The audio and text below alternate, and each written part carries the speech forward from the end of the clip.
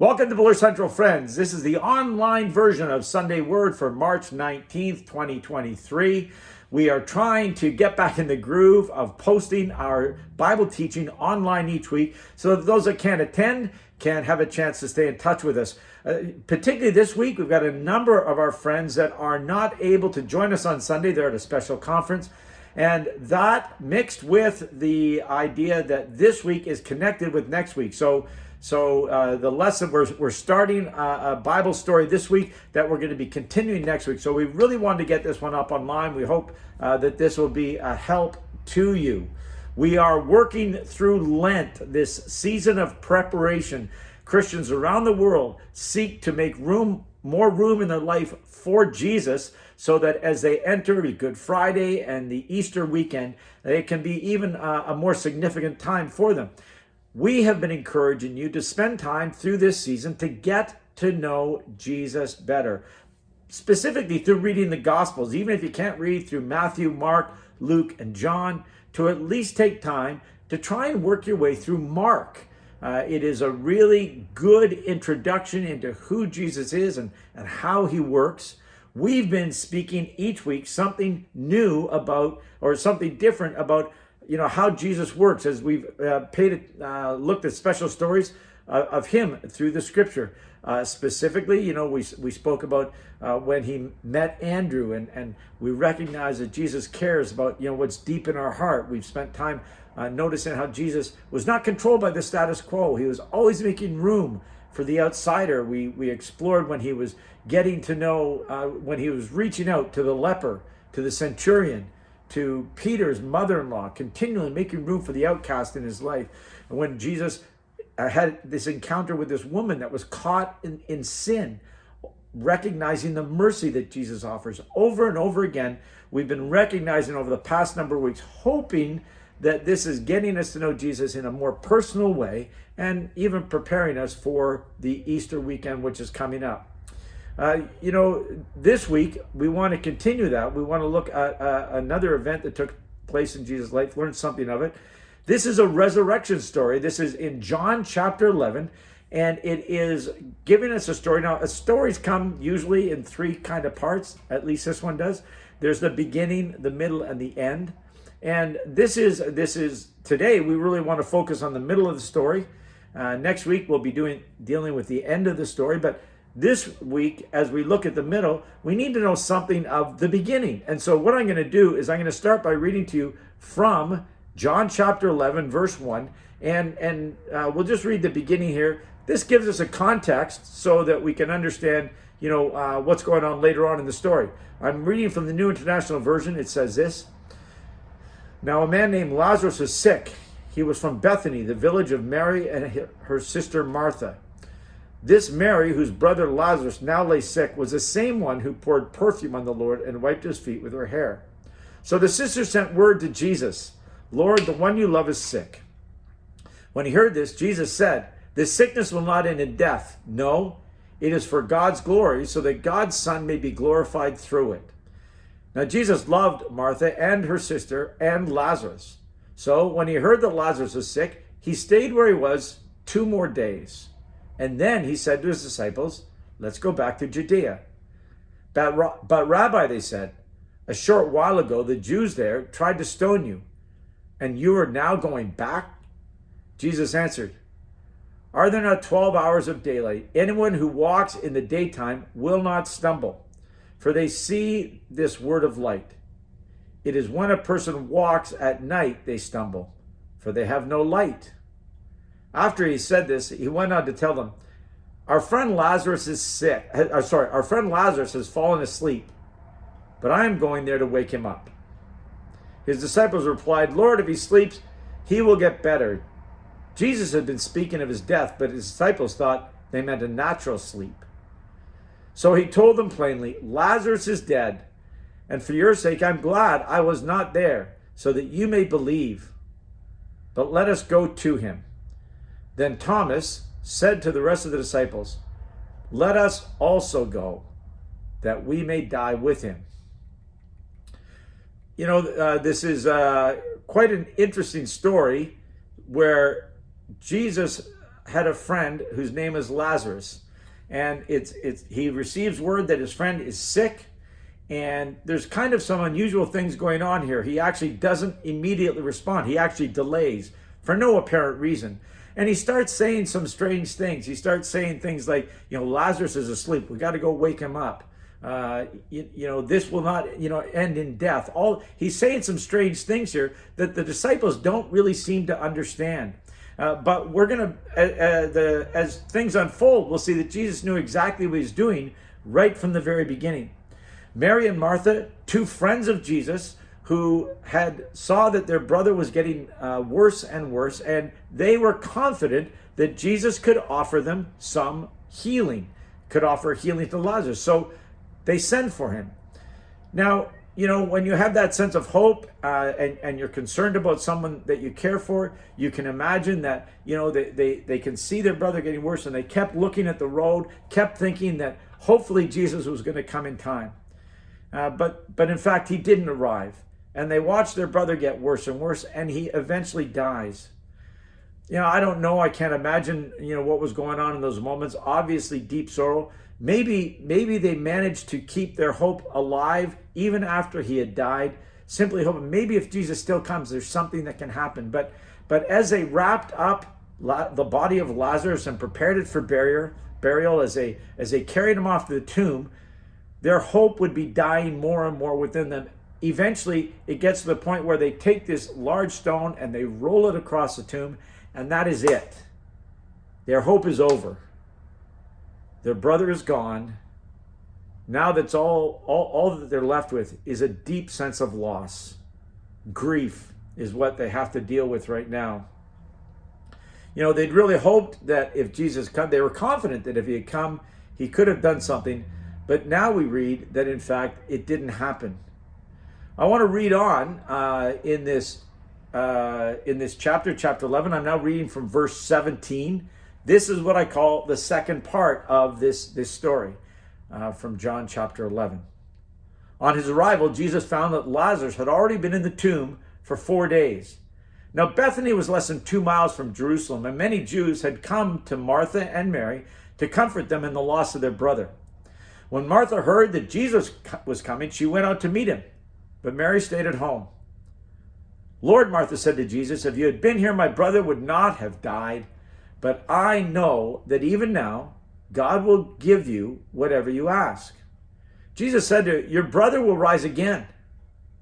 Martha answered, I know he will rise again in the resurrection at the last day. Jesus said to her, I am the resurrection and the life. The one who believes in me will live, even though they die. And whoever lives by believing in me will never die. Do you believe this?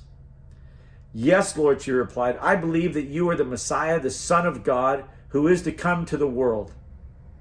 After she had said this, she went back and called her sister Mary aside. The teacher is here, she said, and is asking for you. When Mary heard this, she got up quickly and went to him. Now Jesus had not yet entered the village, but was still at the place where Martha had met him. When the Jews who had been with Mary in the house comforting her noticed how quickly she got up and went out, they followed her, supposing she was going to the tomb to mourn there. When Mary reached the place where Jesus was and saw him, she fell at his feet and said, Lord, if you had been here, my brother would not have died. When Jesus saw her weeping, and the Jews who had come along with her also weeping, he was deeply moved in spirit and troubled. Where have you laid him? He asked. Come and see, they replied. Jesus wept. Then the Jews said, see how he loved them.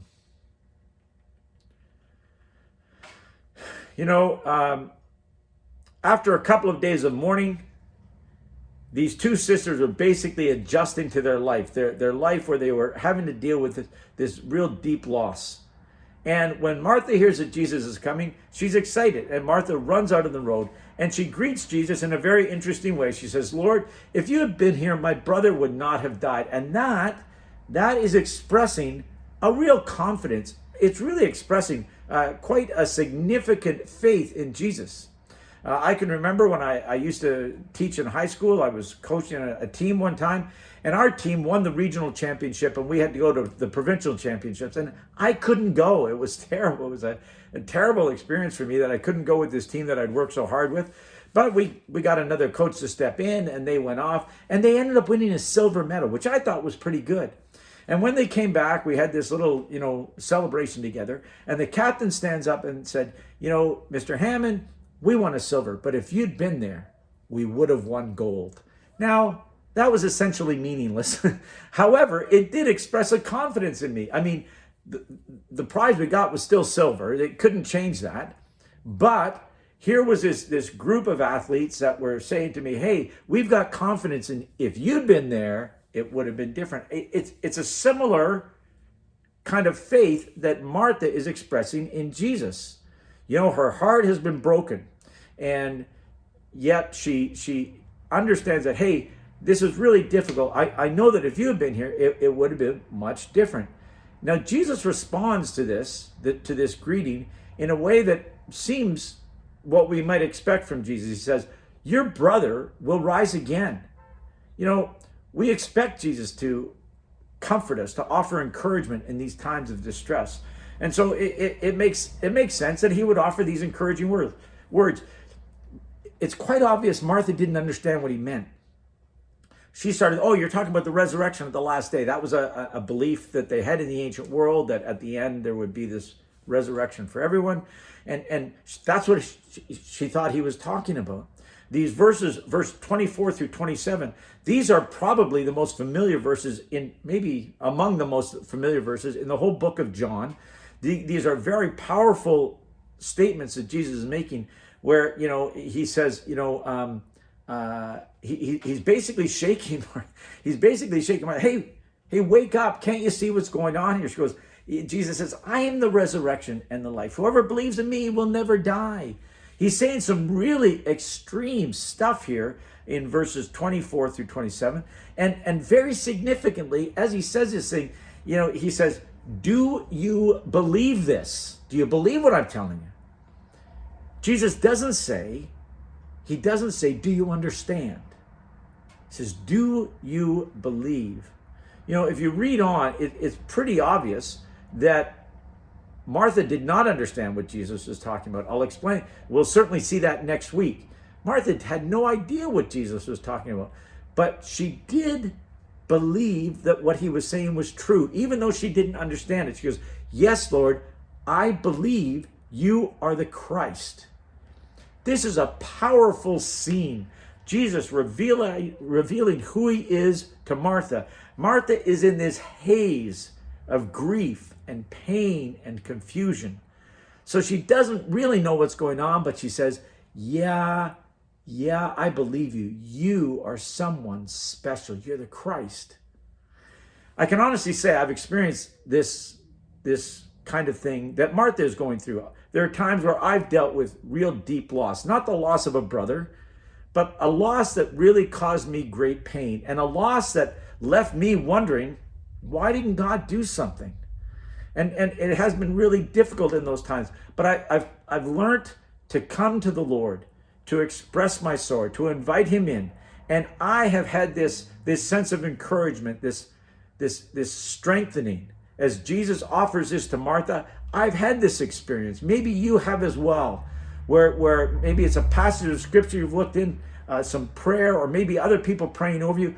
I have experienced this kind of encouragement. So there's no surprise for me how Jesus responds to Martha here. There is a surprise for me, though. As we read on, we find that Mary later comes to Jesus. And we read in verse 32 that Mary comes out to Jesus and actually greets Jesus with the exact same greeting that her sister Martha had done. She comes in, Lord, if you had been here, my brother would not have died. He's actually in the same place. By the time Mary gets out there, Jesus hasn't even come into the town yet. He's still out in the place where Martha had met him. So he's in the exact same place. Martha is expressing the same sorrow, the same grief for the very same brother that has passed away.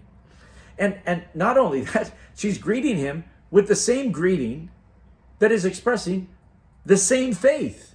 Lord, if you had been here, there's a real sense of confidence. And yet, when we have Mary coming to Jesus, we find that Jesus, in fact, offers her no words of comfort. There's nothing there at all. If you look at that passage, Jesus sees Mary crying and she sees everyone else crying. And all he says to them is, "Where have you laid him?" You know, we're told there that he was deeply moved in spirit and troubled. Now, I don't understand the original, language that this passage was written in, but I read books from scholars and students who read these things and they understand them. In actual fact, this phrase here where it says that Jesus was troubled, it's actually a word which means he was kind of annoyed, frustrated, even agitated. There's elements of anger here. So understand this.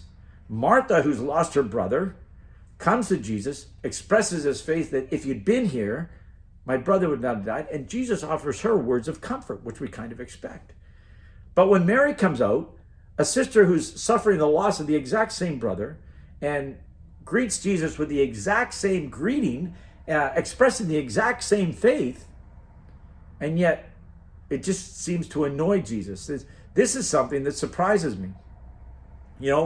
Is it possible that maybe Jesus is playing favorites? Does he like Martha more than Mary? One thing I have to say is that I've shared this experience of Mary as well. I've had the experience of Martha where I felt the Lord has encouraged me in a time of loss or trouble.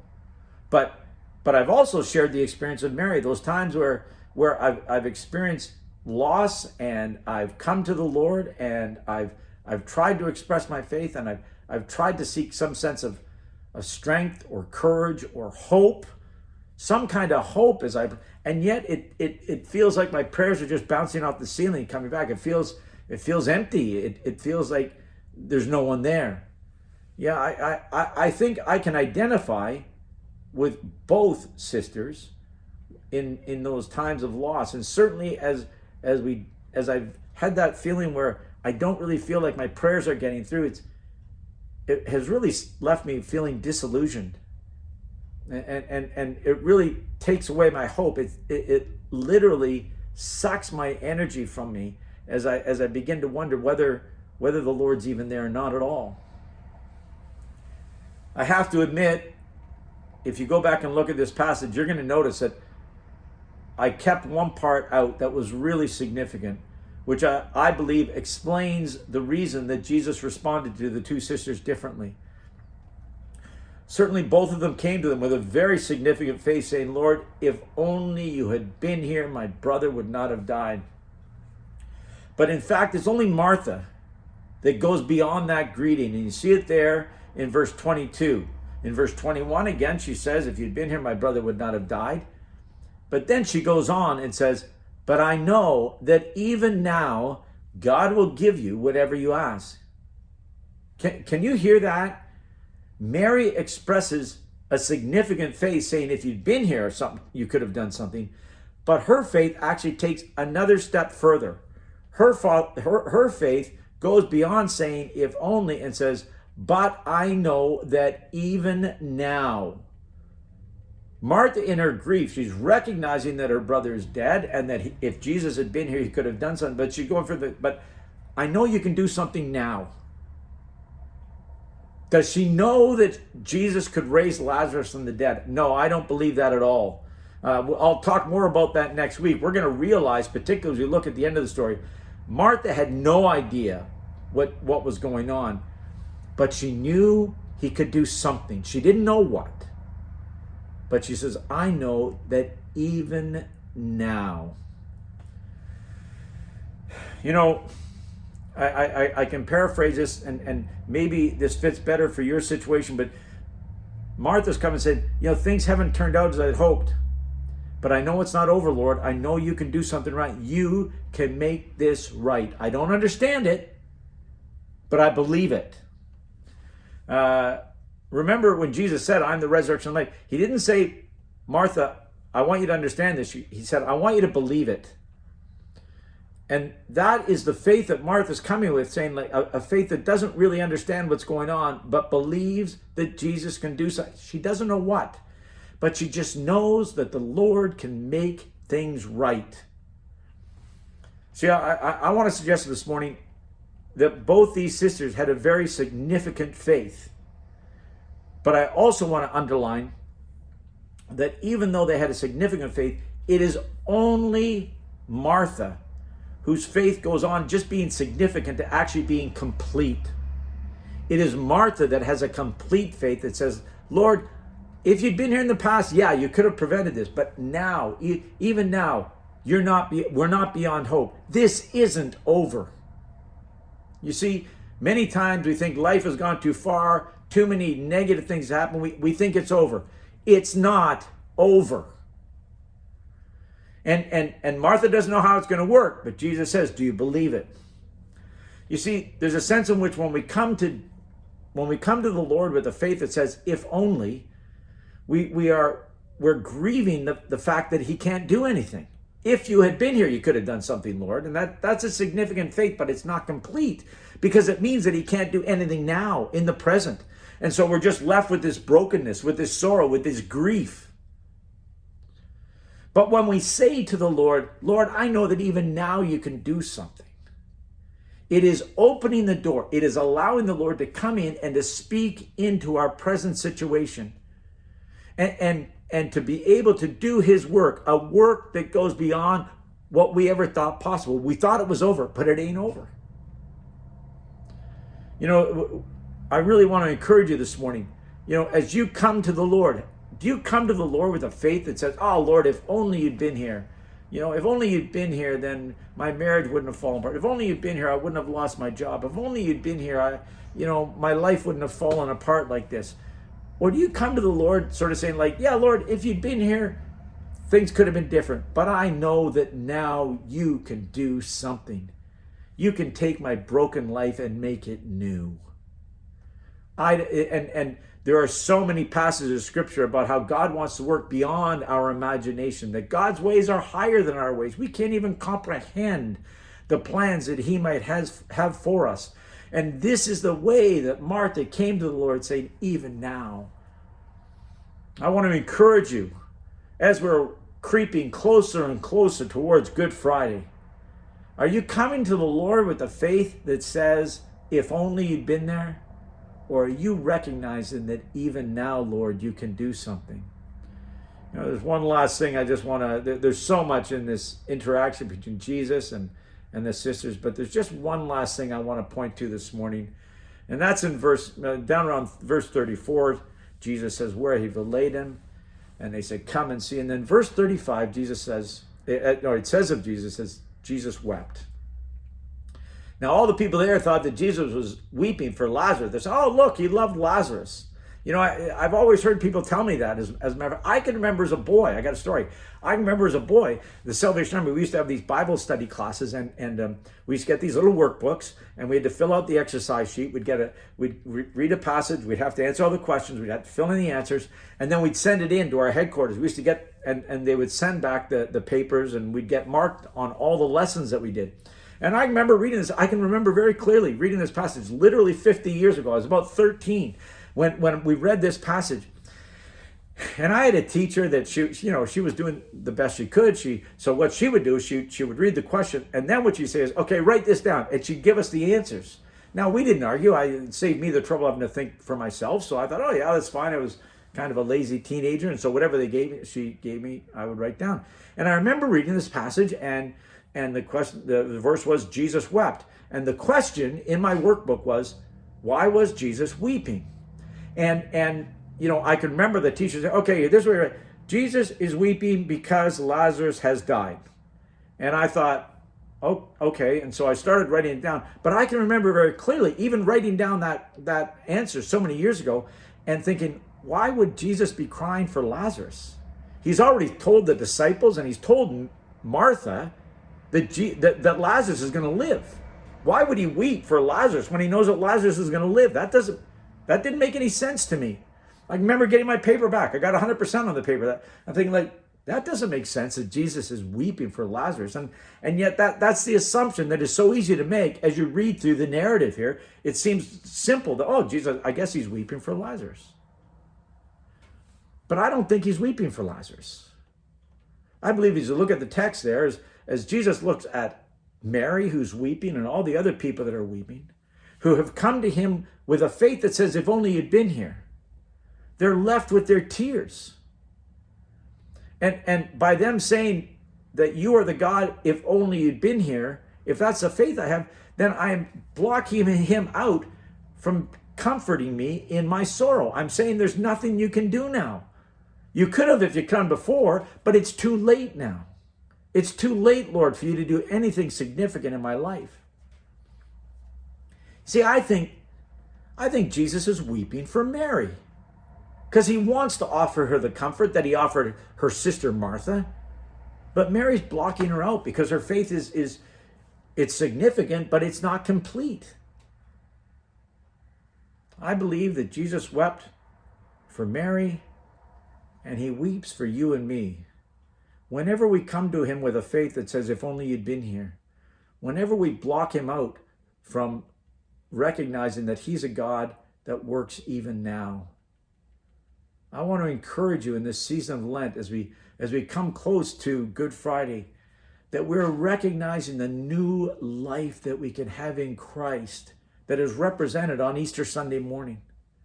And yet if we're to do that, we need to be coming to him, not mourning over all the things that didn't work out the way we wanted, but alive to the possibility that he wants to raise something new in us.